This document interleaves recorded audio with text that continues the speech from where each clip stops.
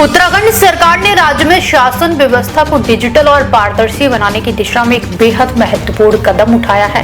प्रदेश में अब आधिकारिक तौर पर देवभूमि फैमिली एक्ट को लागू कर दिया गया है। इस नए कानून के तहत उत्तराखंड के हर परिवार को एक विशिष्ट पहचान पत्र यानी यूनिक फैमिली आईडी जारी की जाएगी।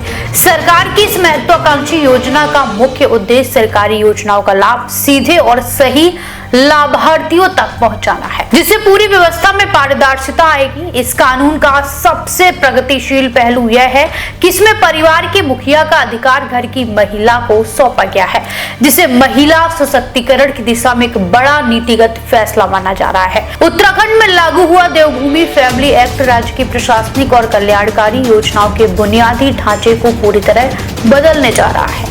इसके तहत तैयार होने वाली यूनिक फैमिली आईडी में परिवार के सभी सदस्यों की महत्वपूर्ण और सटीक जानकारी दर्ज की जाएगी। इस डेटाबेस की मदद से धामी राज्य सरकार में चल रही तमाम जन कल्याणकारी योजनाओं जैसे राशन, स्वास्थ्य और पेंशन योजनाओं का लाभ सीधे और बिना किसी देरी के वास्तविक हकदार तक पहुंचा सकेगी।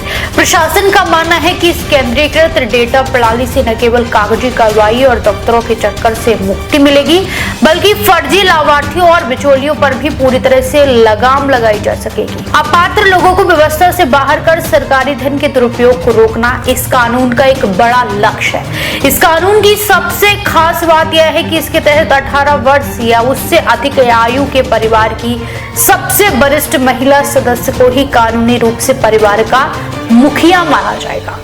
अब तक पारंपरिक रूप से पुरुषों को मुखिया मानने की व्यवस्था को बदलते हुए सरकार ने इस कदम के जरिए महिलाओं को सीधे तौर पर आर्थिक और सामाजिक निर्णय लेने की शक्ति दी है। इसे पहाड़ी राज्य में महिला सशक्तिकरण और लैंगिक समानता की दिशा में एक क्रांतिकारी और ऐतिहासिक मील का पत्थर माना जा रहा है।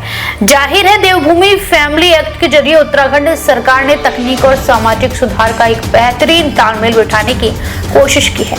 अब देखना यह होगा कि धरातल पर इस योजना का क्रियान्वयन कितनी तेजी से होता है और यह राज्य के आम नागरिकों की जिंदगी को कितना आसान बनाती है। देश विदेश की तमाम बड़ी खबरों के लिए देखते रहें किनी टाइम्स। वीडियो को लाइक करें, चैनल को सब्सक्राइब करना ना भूलें।